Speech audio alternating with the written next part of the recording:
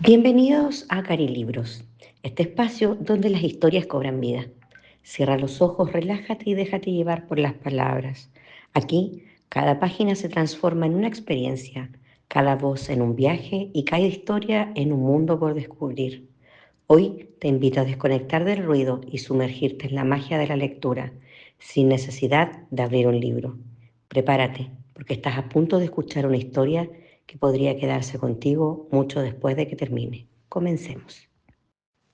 El lugar más bonito del mundo de Anne Cameron. Me llamo Juan y vivo en las montañas de Guatemala. Hay tres enormes volcanes cerca de mi pueblo que se llaman San Pablo y que está rodeado de montes escarpados. En las empinadas laderas hay campos muy verdes. Son las plantaciones de maíz, ajos y cebollas. En los valles, los frutos rojos de los cafetales maduran a la sombra de los grandes árboles. Hay muchas flores en mi pueblo y muchas aves, águilas, oropéndolas, búhos, picaflores y bandadas de loros que se lanzan desde los árboles para robar nuestro maíz, parloteando en esa lengua suya que solo ellos entienden. San Pablo está al borde de un gran lago y hay otros 7 pueblos en sus orillas. La gente va de un pueblo a otro en lanchas con motor o en canoa. Hay una carretera, pero no es muy buena. Nunca he ido a los otros pueblos. Siempre he estado en San Pablo. En las noches tranquilas me gusta bajar hasta la orilla del lago y mirar las luces de las lanchas de los pescadores que se reflejan en las aguas oscuras. Veo también las luces de los pueblos que están al otro lado del lago y las miles de estrellas que brillan ahí arriba en el cielo. Y me parece como si cada una de estas luces me estuviera diciendo, no estás solo, nosotras estamos aquí contigo. En San Pablo hay perros sin amo y polvo en las calles. Muy pocos coches y solo algunos autobuses que vienen de las grandes ciudades. Hay unas pocas mulas que acarrean leña desde las montañas y hay mucha gente que también acarrea cosas. Cántaros de agua, grandes cestos de pan o de verduras colocados en la cabeza, niños sujetos a la espalda y algunas veces hasta pesadas vigas de madera llevadas al hombro. Todo lo que necesitan transportar. Como no hay muchos coches, si alguien quiere algo, tiene que cargar con ello, por muy pesado que sea. Cuando llega la noche, las personas dejan de acarrear cosas. A esa hora salen de casa solo para pasear por el pueblo, divertirse, contar historias y charlar con los amigos.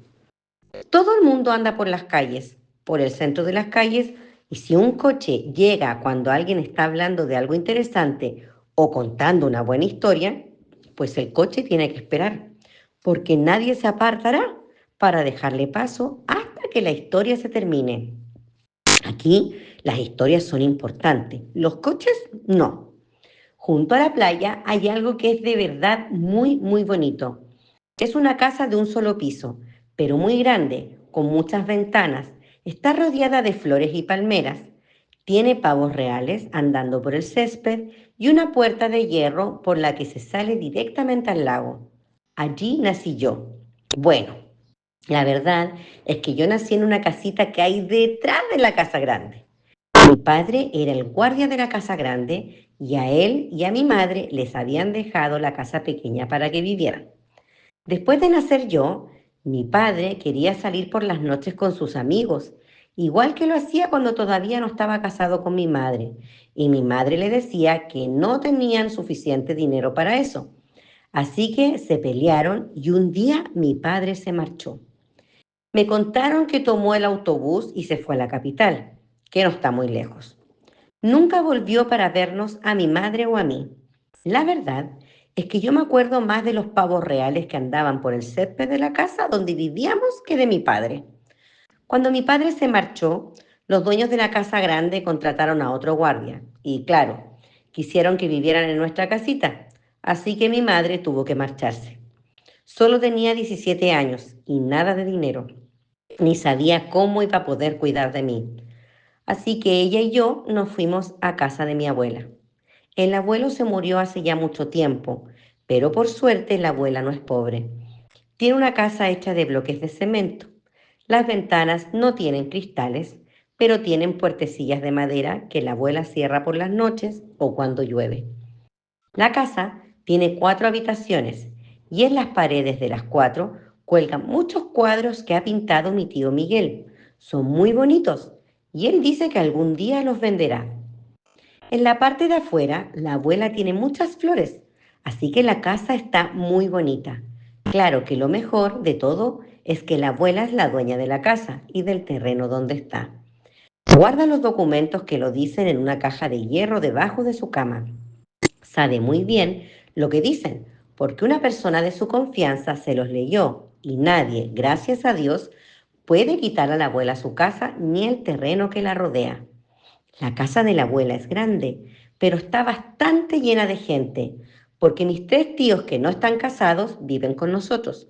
Y también algunas de mis 5 tías casadas y sus hijos vienen a veces a quedarse durante un tiempo.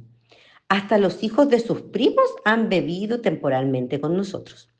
La cosa es que si alguien de la familia se queda sin trabajo o se pone enfermo o no se lleva bien con su marido o tiene cualquier otro problema, se viene a vivir con la abuela. Ella se ocupa de todo el mundo hasta que el que sea pueda arreglársela por su cuenta. Aunque algunas veces se ve claramente que a ella le gustaría que la gente no tardase tanto en arreglar sus cosas y marcharse. La abuela se gana la vida vendiendo arroz con leche en el mercado grande, donde la gente va cada día a comprar cosas de comer. El arroz con leche que hace la abuela es especial. No se come con cuchara, se bebe caliente en un vaso. Es un líquido espeso y dulce y le pone mucha canela. Nadie en el pueblo sabe hacer un arroz con leche como el de la abuela. Se levanta a las 5 de la mañana para empezar a hacerlo. Ha hecho esto mismo casi todos los días de su vida, desde que tenía 13 años. Cuando nos vinimos a vivir con la abuela, yo dormía en la misma cama que mi madre y me despertaba cada mañana oyendo los ruidos que hacían los que se estaban levantando. Oía a tío Miguel que murmuraba entre dientes: ¿Dónde está mi zapato? ¿Mi zapato? ¿Mi zapato? Y a mi tía María que regañaba a su hijo Carlitos: Otra vez te has meado en la cama. Y a Angélica, la regordeta hija pequeña de mi tía Tina, que lloraba porque no quería meterse en la ducha. Y me llegaba el olor de la leña quemándose en la cocina y el del arroz con leche hirviendo en el caldero grande y ahumado y el de las tortillas que estaban haciéndose para el desayuno.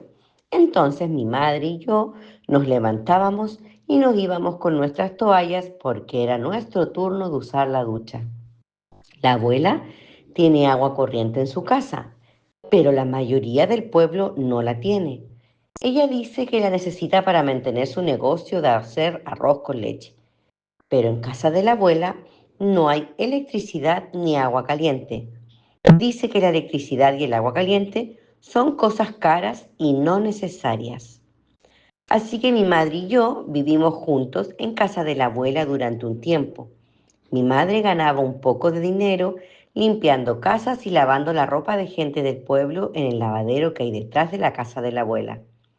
Por las noches me llevaba con ella a dar un paseo por el pueblo y nos encontrábamos con sus amigos y hablábamos con todos y era divertido. Una noche, cuando estábamos paseando, un hombre se acercó a mi madre sonriendo muy alegre y dijo: «Qué lindo es tu hijo, se parece mucho a ti». Y luego me compró un caramelo y se quedó hablando con mi madre un rato. Al poco tiempo, cada vez que salíamos de paseo, nos lo encontrábamos y se venía con nosotros. Después, una noche, invitó a mi madre a un baile y desde la noche del baile, mi madre empezó a dejarme en casa cuando salía, seguramente porque quería estar sola con él. Y de repente, un día, me dijo que se iba a casar con aquel hombre que habíamos encontrado en la calle. Se iba a ir a vivir con él, pero yo no me podría ir con ella porque él no quería. Él quería una familia, pero quería niños que fueran hijos suyos y además No tenía dinero para mantenerme a mí. Aquel mismo día, mi madre se fue de casa de la abuela para ir a vivir a casa de mi padrastro, que tenía una casa con una sola habitación. No tenía cama, así que él y mi madre entraron en casa de la abuela y desmontaron la cama en que dormíamos ella y yo y se la llevaron a su casa. La abuela no estaba en casa cuando ellos se llevaron la cama. Es casi seguro que ella no les hubiera dejado que se la llevaran. Cuando se estaban llevando la cama, yo les seguí hasta la carretera, pero mi madre me dijo, tú quédate aquí, Juan. Así que yo me volví a casa. Después que se fueron, yo no supe qué hacer, así que anduve de acá para allá por la casa todo el día, hasta que volvió la abuela y le enseñé la habitación en que había estado nuestra cama. Se puso muy seria y dijo, así que ahora no tienes cama. Yo me eché a llorar. Ya es bastante malo no tener padre ni madre, pero no tener siquiera un sitio donde dormir es todavía peor. Cuando dejé de llorar, le pedí a la abuela que me dejase dormir con ella, pero me dijo que no. Tengo que trabajar muchísimo, me dijo, y necesito descansar. Demasiado tiempo he tenido que dormir con niños. Los niños dan patadas. Yo no doy patadas, le dije. Eso dices tú ahora, pero cuando estés dormido darás patadas, dijo la abuela. Vio que yo iba a empezar a llorar otra vez. Espera un momento, dijo. Vamos a prepararte algo. Anduvo rebuscando por la casa y encontró un montón de sacos de arroz vacío. Los puso amontonados junto a su cama y me dio una de sus mantas. Como a las 5, antes de la hora de cenar, ya había terminado de preparármelo todo. Creo que ella se había dado cuenta de lo triste que yo estaba porque ya no tenía a mi madre y me sentía abandonado. Y pensó que si por lo menos tenía un sitio donde dormir, ya no estaría tan asustado.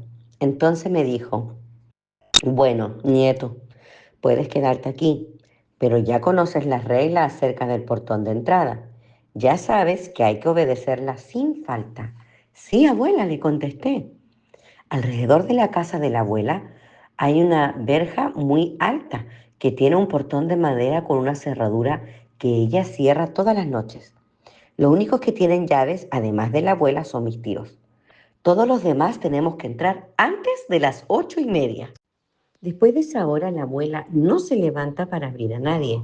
Por muy fuerte que alguien llame a la puerta, da igual, ella se hace la sorda y tampoco deja que nadie vaya a abrir. Yo le había dicho a mi abuela que había entendido muy bien lo del portón, pero como yo era un niño, entonces probablemente no lo entendí muy bien del todo. Después de la ida de mi madre empecé a salir solo cuando terminaba de cenar. Nadie se preocupaba por mí, así que yo hacía todo lo que quería. Una noche, pocos días después de que mi madre se marchara, di un paseo muy largo hasta el lago. Cuando volví a casa de la abuela, hacía ya mucho tiempo que se había hecho de noche y el portón estaba cerrado. No sabía qué hacer y además empezaba a tener frío. Yo solo llevaba pantalones cortos y una camiseta y aunque por el día hace calor en San Pablo, por las noches hace frío porque estamos a mucha altura y entre montañas. Lo único que se me ocurrió fue ir en busca de mi madre. Yo sabía dónde estaba la casa de mi padrastro, así que decidí ir allá. Cuando llegué, vi a través de la ventana una vela encendida. Nadie se acuesta o sale dejando una vela encendida, porque puede arder toda la casa. Así que yo estaba seguro de que había alguien despierto adentro. No llegaba bien hasta el borde de la ventana y no podía ver quién era el que estaba. Así que puse una piedra bajo la ventana y me subí encima. Vi a mi madre. Estaba sola. Llamé en la puerta una vez, tan suavemente que no me oyó. Luego llamé otra vez, más fuerte. Mi madre abrió la puerta, solo una rendija y me vio. No dijo nada más que tú. Ella sabía desde siempre la costumbre que tenía la abuela con lo del portón y también lo tarde que era. Así que comprendió que no había podido entrar en casa. Se quedó un momento en la puerta y luego me dijo, entra. Vio que estaba temblando. Algunas veces no se tiembla solo de frío.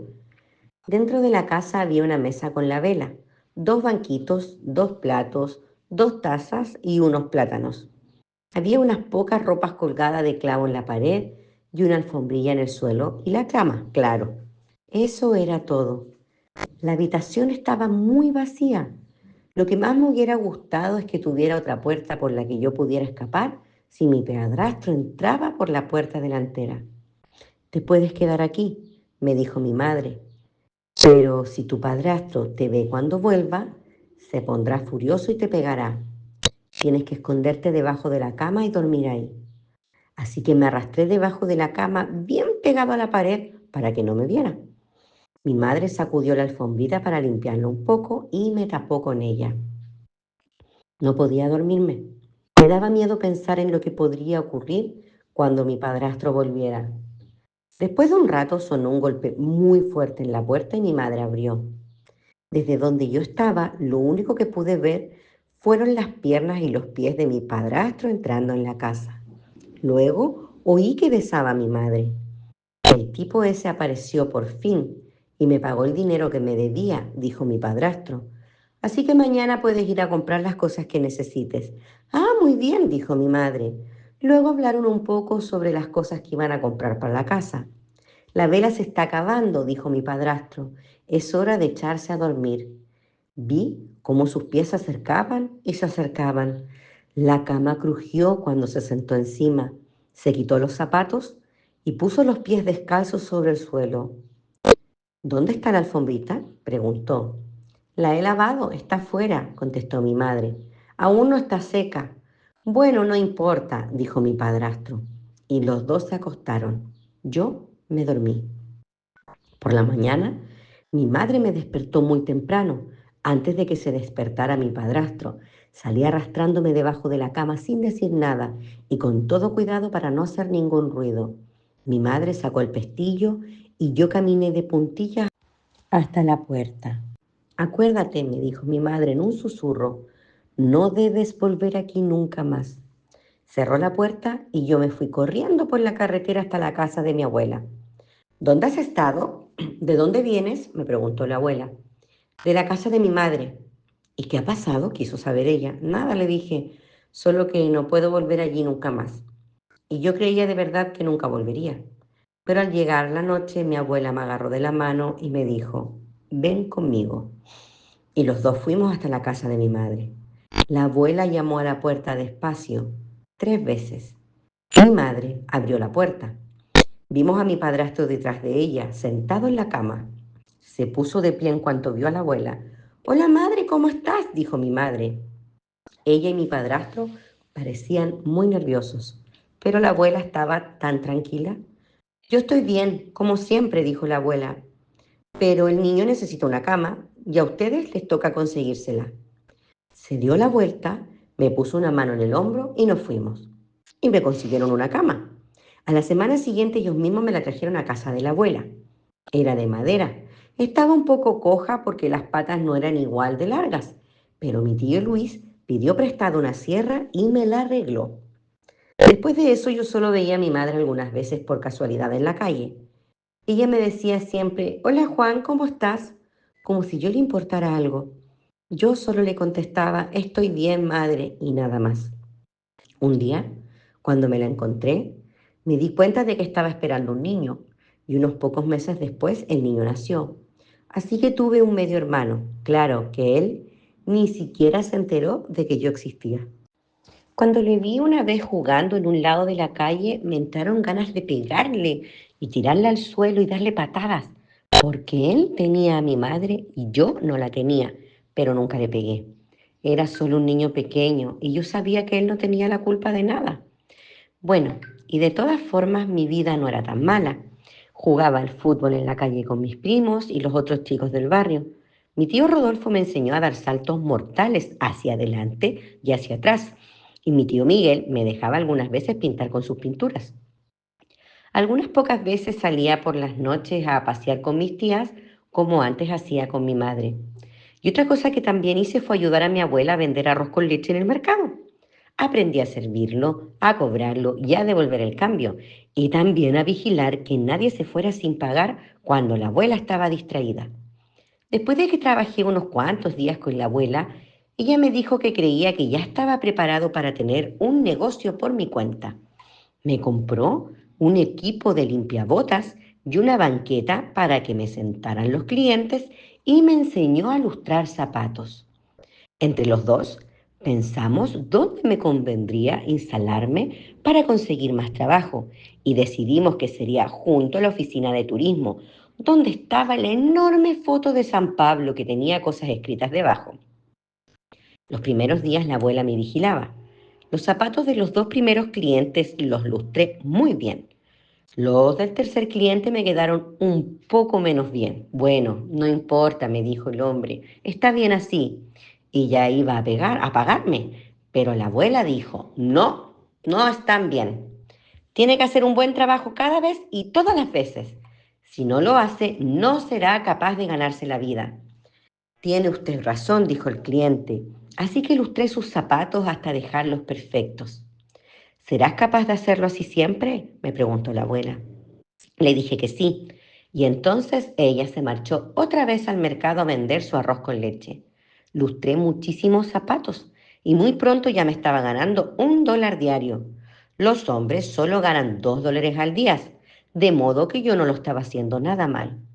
Mientras lustraba sus zapatos, hablaba con mis clientes. Les preguntaba de dónde vivían y lo que hacían y si tenían hijos. Trabajar era divertido. Todo el dinero que ganaba se lo entregaba a la abuela. Y siempre que lo hacía, ella me abrazaba sonriendo y me daba un beso y 10 céntimos para mí. Chicos que iban a la escuela. Yo me pasaba el día sentado entre el polvo manchado de betún y ellos iban limpios y bien peinados con sus lápices y sus cuadernos camino de sus clases. Hay muchos chicos que no van a la escuela porque sus padres quieren que trabaje.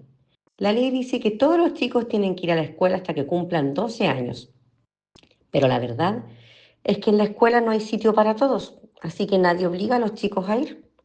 La mayor parte de los chicos que trabajan lo hacen en el campo, en las plantaciones de cebollas, así que yo me sentía muy solo cuando veía pasar a los chicos que iban a la escuela. Después de un tiempo empecé a preguntarme por qué mi abuela no me habrá mandado a mí a la escuela. Y se me ocurrió pensar en que si me quisiera de verdad, me habría mandado a la escuela en vez de tenerme limpiando zapatos. Quería pedirle que me dejara ir a la escuela, pero me daba miedo decírselo. Temía que me dijera que no, porque entonces yo me daría cuenta de que no me quería por mí, sino porque estaba ganando dinero para ella. Y si ella era como mi padre y mi madre y mi padrastro, que nunca se preocuparon por mí, y yo me daba cuenta de que no me quería y solo estaba fingiéndolo, después acabé por decirme que mi abuela era buena, que ella no tenía la culpa de tener más necesidad de dinero que yo de escuela. Al final decidí que no necesitaba la escuela para nada, que yo solo aprendería a leer.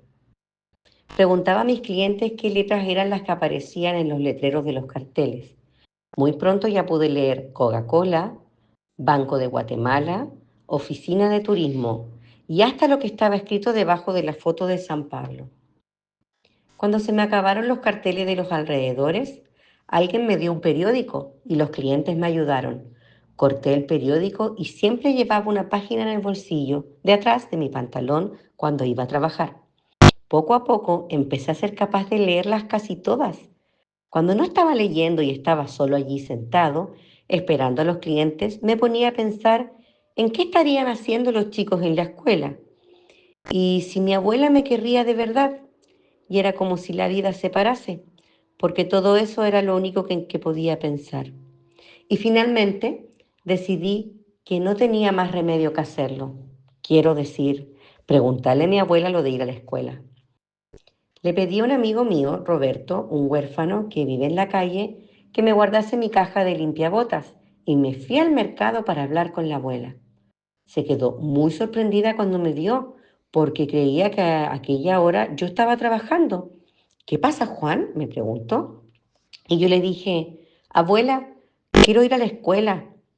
¿A la escuela? Me dijo, tan asombrada como si yo le hubiera dicho que quería irme a Marte. No puedes ir. Sí que puedo, dije yo. Todo lo que tienes que hacer es llevarme. Yo había pensado que si ella me decía que no, Yo lo aceptaría, pero no lo hice. Eres muy pequeño, me dijo. Solo tienes 5 años. Abuela, no tengo 5, tengo 7. Éramos tantos los que vivíamos con ella que había perdido la cuenta de los años que yo tenía. ¿Qué? ¿Tienes 7? ¿Y por qué no me lo has dicho antes? Sois muchos y no puedo acordarme de la edad que tiene cada uno.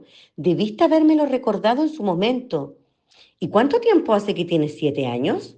Y me lo preguntó como si sospechase que yo le hubiera jugado una mala pasada cumpliendo 7 años. 6 meses, le dije. ¿Ya has dejado pasar todo este tiempo sin decirme nada? Era tan importante para mí que no podía hablarte de ello. Justamente porque es importante para mí, para ti, es por lo que deberías haberme hablado de ello, dijo la abuela. Tienes que luchar por tus cosas y no importa si pierdes. Lo que importa de veras es que no dejes nunca de batallar por conseguir lo que de verdad quieres. Desde luego, continuó, hablo de cosas importantes, no de algo como agua caliente o electricidad. Bueno, y si es verdad que ya tienes 7 años, debes ir a la escuela. Tendrías que haber estado yendo desde ya mucho tiempo. A la mañana siguiente, cuando me vestí, no me puse mi ropa de limpiabotas, sino mi ropa más limpia. Y antes de que empezase la escuela, la abuela y yo fuimos a ver a la maestra de primero, doña Irene. Quiero entrar a la escuela, le dije. ¿Cuántos años tienes? Me preguntó. 7 y medio. Pues sí, ya tienes la edad, pero no puedes empezar ahora. Entrarás el próximo curso, dijo doña Irene. Me despidió con una sonrisa y se puso a mirar unos papeles que tenía sobre la mesa. Mi abuela no se movió. Tiene grandes deseos de entrar en la escuela, dijo. Doña Irene levantó los ojos educadamente y la miró como para reprocharle que no se hubiese enterado de lo que había dicho y que no nos hubiéramos retirado ya. Tiene un retraso de 3 meses. Los otros chicos están ya estudiando aritmética. Mi nieto sabe aritmética, ha trabajado conmigo en el mercado. Los otros ya empiezan a leer un poco, dijo doña Irene. Este chico nunca podrá alcanzarlos. Está preparado para entrar en la escuela, les alcanzará, afirmó mi abuela. Doña Irene estaba seria y miraba a mi abuela fijamente, como para hacerla comprender que era ella y no mi abuela la que mandaba en la escuela. No, dijo doña Irene. Yo sé leer, dije. Saqué una página de periódico de mi bolsillo de atrás y empecé a leer en voz alta. Doña Irene me miró muy sorprendida. Bueno, en ese caso, dijo, así que me admitieron en primero. Iba a la escuela desde las 8 de la mañana hasta las 2 de la tarde. Después limpiaba zapatos. Tenía dinero para comprar libros y cuadernos y todo lo demás que necesitaba, porque la abuela había guardado para mí en su caja de hierro todo lo que había ganado como limpiabotas. Al cabo de 2 meses, doña Irene me dio una nota para que se la llevase a la abuela. Se la enseñé después de la cena y ella le pidió a mi tía Tina que se la leyese, aunque yo le había dicho que yo podría leérsela. No, Juan, me dijo la abuela, habla de ti, así que no eres tú el que debe leerla. La nota decía que los maestros querían, si a la abuela le parecía bien, pasarme a segundo. Doña Irene decía que nunca había tenido un alumno como yo que hubiera aprendido a leer solo antes de empezar a ir a la escuela. Decía que sería una tragedia que un alumno como yo tuviera que dejar los estudios y que si en algún momento mi abuela no pudiera seguir mandándome a la escuela, los maestros me costearían los estudios. Cuando mi tía Tina dejó de leer, me miró como si antes no me hubiera visto bien en su vida y como si quisiera descubrir ahora qué era lo que yo tenía de especial y no pudiera verlo. Así que se rindió. Bueno, pues enhorabuena, dijo. Pensé que la abuela también me iba a felicitar, pero lo que hizo fue echarse a llorar y abrazarme y me dijo, cuando yo tenía 7 años, los maestros iban de casa en casa para apuntar a los niños en la escuela, pero al llegar a mi casa no me vieron porque mis padres me habían escondido en la leñera. Yo miraba por entre las rendijas de la madera y escuchaba. Mis padres dijeron a los maestros que no tenían ningún hijo en edad escolar. Ninguno. Lo hicieron porque temían que si yo iba a la escuela no aprendería a trabajar. Lo hicieron por mi bien. Y yo no me quejé nunca, aunque siempre he sabido que fue un error. Se secó los ojos y me aseguró que me ayudaría en mis estudios, incluso si yo llegaba a ir a la universidad de la capital. Mientras ella viviese, me ayudaría siempre que yo hiciera todo lo posible por mi parte. Me miró como si yo ya fuera un hombre y me dijo que quizás, a fuerza de estudiar, llegaría yo algún día a descubrir por qué algunas personas eran pobres y otras ricas, y por qué algunos países eran ricos y otros pobres, porque ella había pensado mucho en ello y nunca había conseguido comprenderlo. Me sentí muy orgulloso, pero también algo asustado, porque la verdad era que había llegado casi por casualidad a aprender a leer yo solo.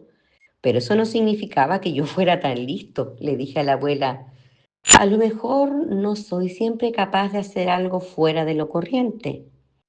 No tienes que hacer siempre cosas fuera de lo corriente. Lo que tienes que hacer es hacerlo todo de la mejor manera que puedas. Eso es todo. Estaba satisfecho de mí mismo, pero no estaba seguro de si me iba a gustar hacerlo todo siempre de la mejor manera posible. Se me ocurrió pensar que aquello podía llegar a ser bastante fastidioso. Si la gente empezaba a esperar demasiado de mí, iba yo a tener que trabajar más y más cada vez. Creo que me pides más que doña Irene y los otros maestros. Ellos no esperan tanto de mí, le dije. La abuela me miró muy seria. Ellos no te quieren tanto como yo. Luego añadió, ven, vamos a dar un paseo. Se puso su mejor rebozo y nos fuimos juntos a la calle. Ella caminaba como lo hace siempre, más alta y más derecha que nadie, y yo iba a su lado con mi brazo alrededor de su cintura. Fuimos hasta la oficina de turismo. Allí nos paramos delante de la foto de San Pablo, donde se veían las casas de nuestro pueblo, unas rosas, otras azul turquesa y algunas verde pálido, y detrás de ellas el lago azul y los volcanes y los escarpados montes. La abuela miró lo que estaba escrito debajo de la fotografía. Luego lo tocó con su mano. ¿Qué pone aquí?, preguntó. Se lo leí. El lugar más bonito del mundo. La abuela pareció sorprenderse y yo empecé a pensar si de verdad San Pablo sería el lugar más bonito del mundo. No estaba seguro de si la abuela habría estado en algún otro lugar, pero aún así pensé que ella sabría si lo era. ¿Abuela, lo es?, pregunté. ¿Es qué? ¿Es San Pablo el lugar más bonito del mundo? La abuela me miró pensativa. El lugar más bonito del mundo puede ser cualquiera, me respondió. ¿Cualquiera?, repetí. Cualquiera en el que puedas llevar la cabeza alta y en el que te puedas mostrar orgulloso de ti mismo. Sí, asentí, pero me quedé pensando que allí donde hay alguien a quien se quiere muchísimo y donde hay alguien que nos quiera de veras, ese sí que es el lugar más bonito del mundo. Gracias por acompañarnos hasta el final. Si te ha gustado esta historia, no olvides darle like, suscribirte al canal y activar la campanita para no perderte los próximos audiolibros. Y cuéntanos en los comentarios qué libro te gustaría escuchar en el próximo video. Nos escuchamos muy pronto.